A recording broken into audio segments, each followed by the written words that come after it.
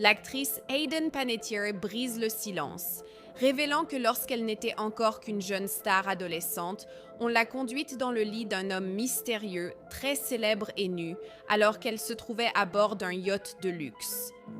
Nous nous entretenons avec l'avocate de Johnny Depp pour discuter des répercussions juridiques d'une histoire tragique qui s'est déroulée sur des décennies. Voici Scandale, présenté par Law & Crime. Je suis Sierra Gillespie.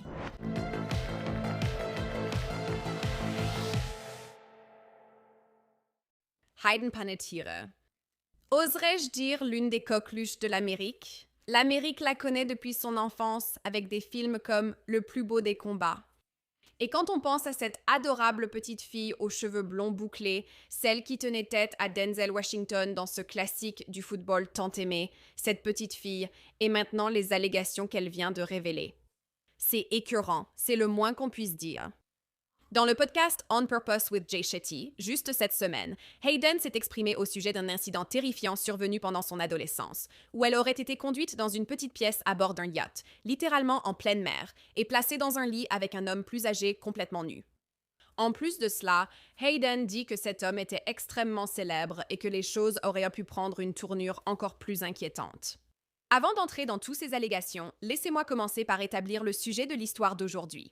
Hayden Panettiere est une actrice américaine de 36 ans. Je vous ai déjà parlé du début de sa notoriété avec le film de 2000, Le plus beau des combats. Hayden a aussi joué dans des films pour enfants quand elle était jeune, comme Tiger Cruise de Disney Channel et Racing Stripes, où elle incarne une fille qui fait la course avec un zèbre. En grandissant, elle s'est imposée auprès des jeunes en jouant dans American Girls 3, Tout pour gagner et I Love You, Beth Cooper. Ensuite, il y a eu sa période dans la série à succès de NBC, Heroes, de 2006 à 2010. Donc, laissez-moi simplement dire qu'elle est dans le métier depuis un moment et qu'elle est honnêtement un nom connu de tous. Mais elle n'est pas étrangère à la controverse. Il y a seulement quelques années, elle a fait la une des journaux en admettant avoir eu des problèmes de drogue et d'alcool et avoir confié la garde de sa fille à son ex-fiancé. Hayden a également été très ouverte à ce sujet, disant qu'après avoir donné naissance à sa fille en 2014, elle a développé une dépression postpartum assez sévère. Elle a dit que tout cela l'a conduite à une forte consommation de drogue et d'alcool, puis à une dépendance. Tout a atteint son paroxysme en 2018 lorsque Hayden a demandé de l'aide. Elle est allée en cure de désintoxication et a confié la garde de sa fille à son ex-fiancé, le boxeur ukrainien Vladimir Klitschko. Il semble que les choses se passent bien aujourd'hui entre Hayden et Vladimir, et elle a maintenant retrouvé sa fille dans sa vie. Mais il y a une nouvelle révélation choquante que Hayden vient de dévoiler cette semaine, et cela va vous retourner l'estomac. La nouvelle est tombée hier, le 11 mai, lorsque Hayden est apparu dans le podcast On Purpose avec Jay Shetty. Hayden a participé au podcast pour promouvoir ses mémoires This Is Me, A Reckoning, qui sortent le 19 mai. Dans le livre, Hayden parle d'un incident vraiment sombre, et elle en discute en profondeur avec Jay. Donc, Jay demande à Hayden, « Tu écris sur un moment de ta carrière où une amie t'emmène en bateau.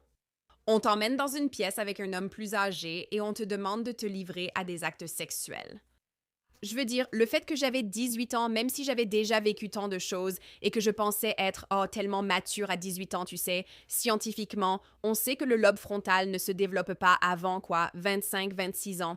Même si je pensais pouvoir prendre des décisions saines et sûres, je n'étais pas pleinement consciente de ce qui se passait autour de moi.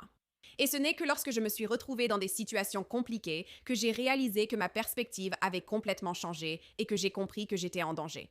Mais au moment où j'ai compris que j'étais en danger, j'étais littéralement en pleine mer. Selon Hayden, elle passait un excellent moment sur ce yacht sans avoir la moindre idée que quelque chose d'étrange allait se produire. J'ai été guidée par quelqu'un en qui j'avais appris à avoir confiance, que je voyais comme un protecteur, quelqu'un qui veillait sur moi, et on m'a fait descendre, vous savez, les escaliers. Et c'était comme une surprise, présenté comme si c'était une surprise. Hayden dit que cette personne l'a conduite dans une toute petite cabine à bord de ce navire. Elle poursuit en disant, je cite, « Elle m'a physiquement mise dans le lit à côté de cet homme dévêtu qui était très célèbre, et il avait les mains comme ça, détendues derrière la tête. Comme si c'était juste, vous savez, une journée ordinaire pour lui. C'est quelque chose qui arrive tout le temps.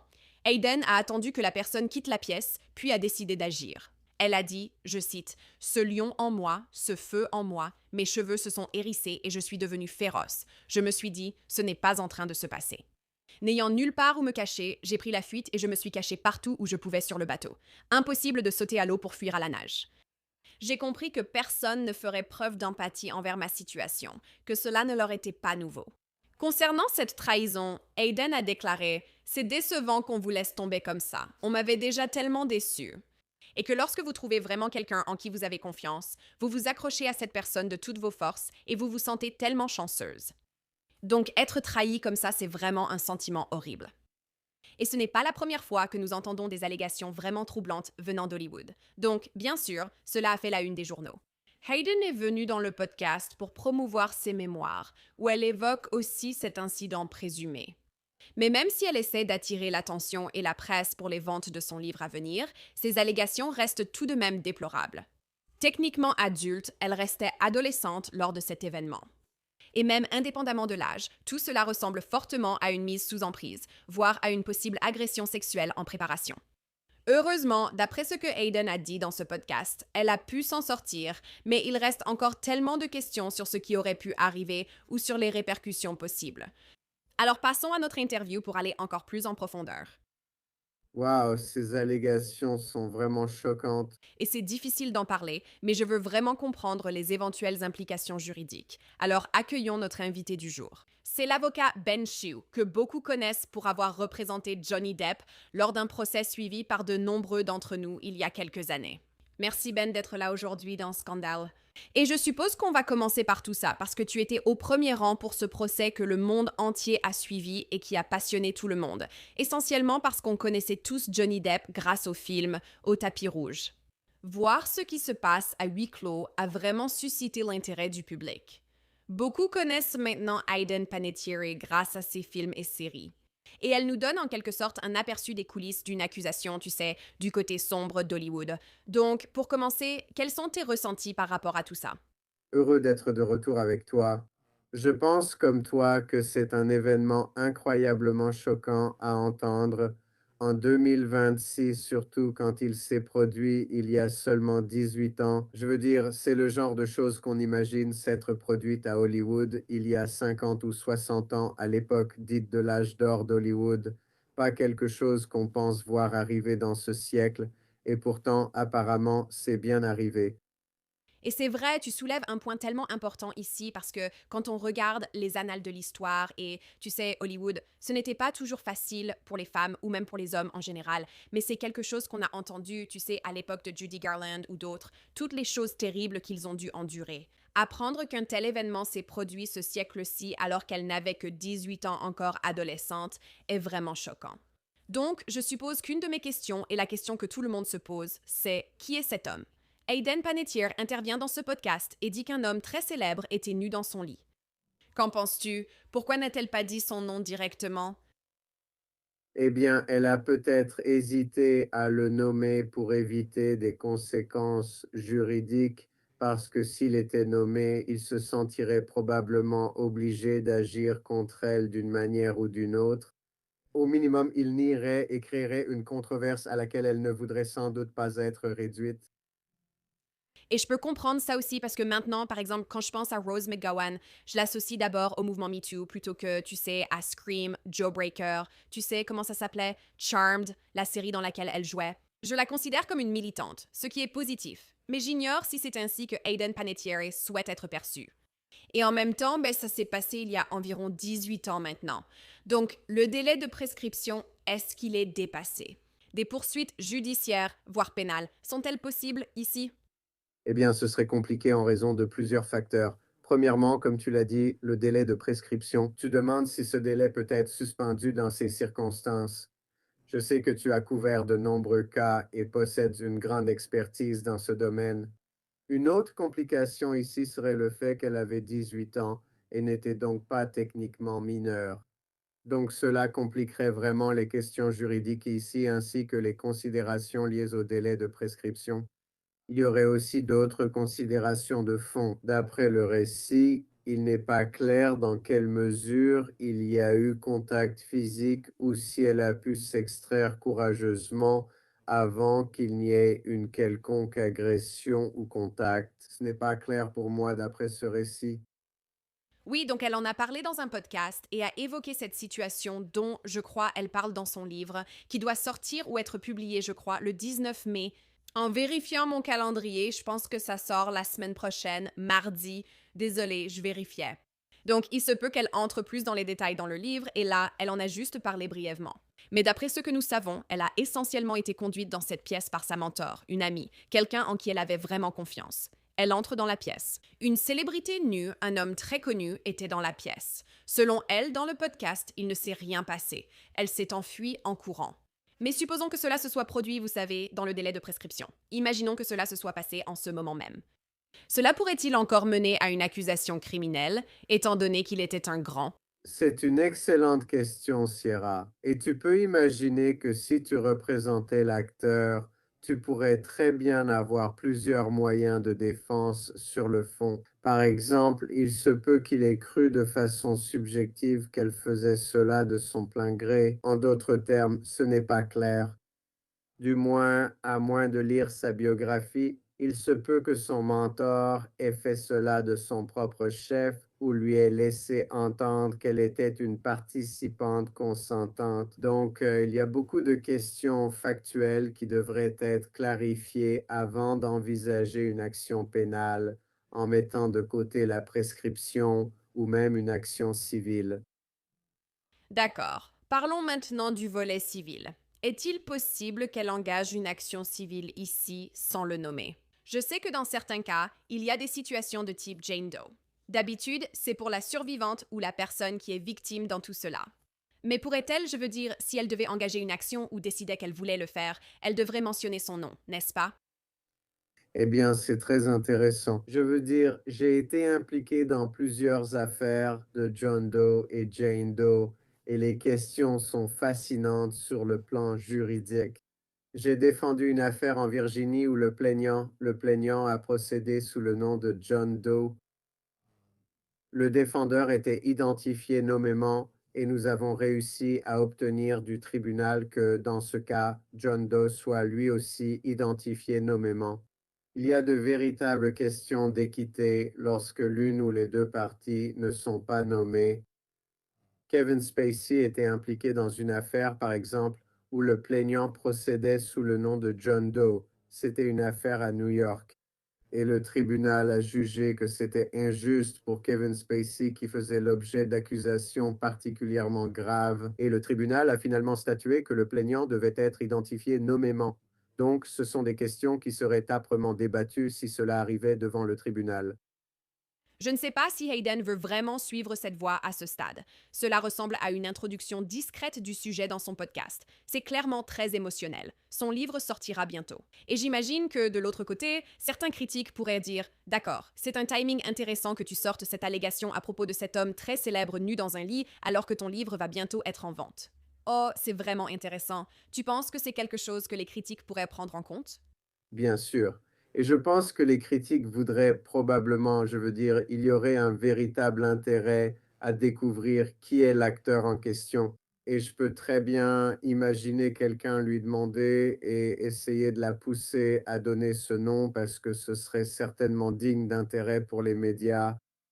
Et il sera très intéressant d'entendre quelle est son explication. Vous savez pourquoi elle s'exprime maintenant, pourquoi elle n'a pas mentionné l'acteur, pourquoi elle n'a pas mentionné son mentor. C'est quelque chose d'assez intéressant. Et si j'étais à sa place, je tremblerais de peur parce que, vous savez, en mettant l'acteur de côté un instant, ce que son mentor a fait, si c'est vrai, est vraiment horrible. Je veux dire, ce n'est pas une façon de traiter un être humain, encore moins quelqu'un envers qui vous avez, vous savez, un devoir fiduciaire. Vous savez, quelqu'un qui a toutes les raisons de croire que vous êtes loyal envers elle, et de toute évidence, ce n'était pas le cas. Et quelque chose que vous avez aussi souligné ici, elle avait 18 ans à l'époque, donc c'est une adulte, mais toi et moi en avons déjà parlé dans le passé. À 18 ans, on a l'impression d'être au sommet du monde, qu'on est adulte. Tu sais, on peut voter. On ne peut pas encore boire, mais on est adulte. Tu vois? Et maintenant, avec le recul, je me dis, oh mon Dieu, j'étais une gamine à 18 ans, probablement une gamine jusqu'à 25 ans, peut-être même encore une gamine maintenant, tu vois? Donc techniquement une adulte, oui. Avec sa mentor, elle savait sûrement que Hayden Panettiere, ayant grandi sous les projecteurs, a eu une enfance différente et peut-être une maturité particulière. Ce serait une énorme, tu sais, trahison d'avoir quelque chose comme ça. Donc je me pose des questions au sujet de la mentor. Si elle révélait le nom de cette mentor, est-ce que ça pourrait aussi être considéré comme de la diffamation? Oui, bien sûr.